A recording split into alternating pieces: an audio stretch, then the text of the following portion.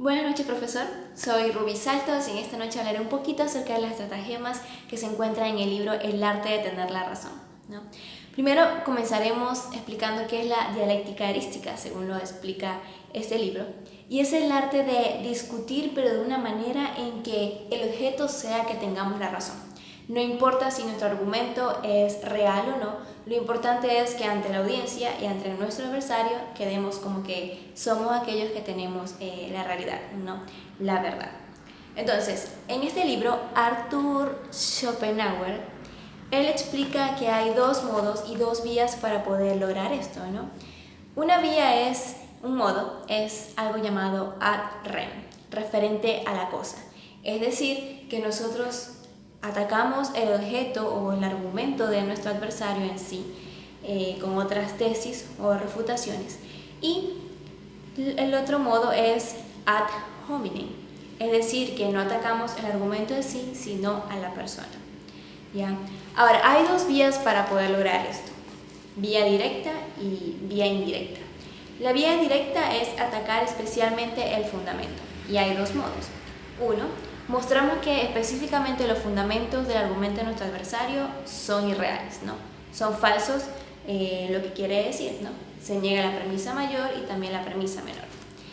Y hay otro modo, que es la indirecta, es decir, que admitimos los argumentos de nuestro adversario, pero atacamos su consecuencia, diciendo que es real lo que está diciendo, pero que el resultado va a ser uno contrario, uno completamente distinto al que él está proponiendo, ¿no? Como ejemplo de esto se me ocurre lo que está sucediendo ahorita, el debate que hay, ¿no?, con referencia al armar a la población civil, ¿no? Si utilizamos la forma indirecta, la primera, que es aceptar su fundamento, podemos decir como está bien, si todas las personas tienen armas, va a bajar tal vez el índice de delincuencia, es real, tal vez sea apoyado por su tesis, pero también la consecuencia es que aumentarían los asesinatos y tal vez la inseguridad baje, pero aumentaría mucho la violencia. Cada persona adolescente va a volverse más insensible y más propenso a querer aniquilar a cualquiera que le ataque de algún otro modo, no solo refiriéndonos a la inseguridad, ¿no? Entonces estamos aceptando su estratagema, o sea, aceptando su argumento, pero estamos atacando la consecuencia y diciendo que la consecuencia que él nos está diciendo es falsa.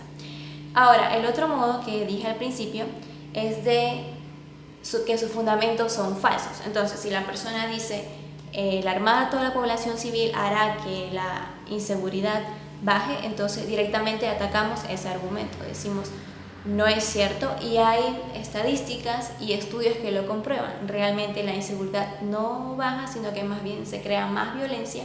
La inseguridad, es decir, los delincuentes van a tener más fortaleza, más facilidades de tener armas y habrá muchísima más violencia, y eso está comprobado por los estudios tal y tal y tal, ¿no? Y son ejemplos, bueno, que se me ocurre ahorita de cómo podemos aplicar estas dos vías, ¿no?, en la parte indirecta.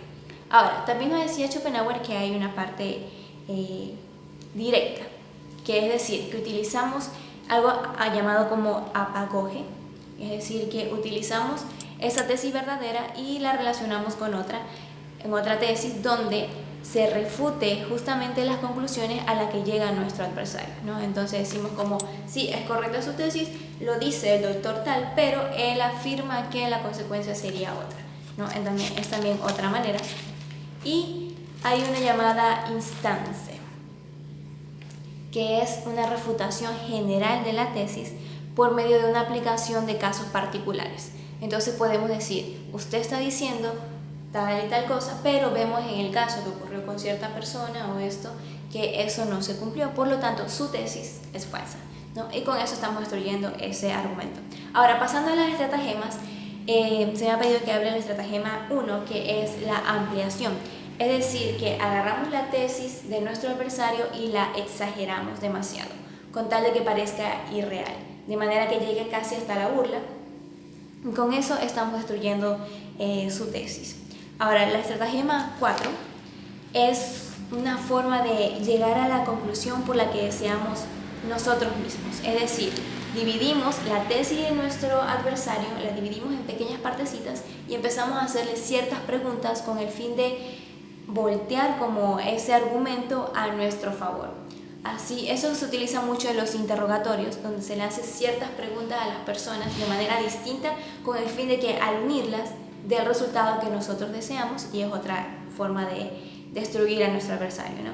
Esto según Arthur Schopenhauer. Ahora tenemos la estratagema 5, que es utilizar premisas falsas para mostrar la propia tesis cuando el adversario no admita las verdaderas, o también refutarla mediante tesis falsas que él mismo sostiene como verdaderas. Es decir, que aplicamos su mismo argumento con otras tesis que realmente son falsas y que la gente conoce que son falsas, y con esto estaríamos ya quitándole credibilidad a nuestro oponente. Y por último, la estratagema 6 es utilizar algo que se llama petitio principios o petición de principio. Es decir, utilizar conceptos que se puedan intercambiar o también entender de manera diferente, ¿no? Utilizar como sinónimos o palabras que capaz en su contexto puedan confundir al interlocutor, ¿no? Entonces, es otra manera en que nosotros podemos ganar un argumento a pesar de no tener la razón, pero sí tratar de contradecir a nuestro oponente. Gracias.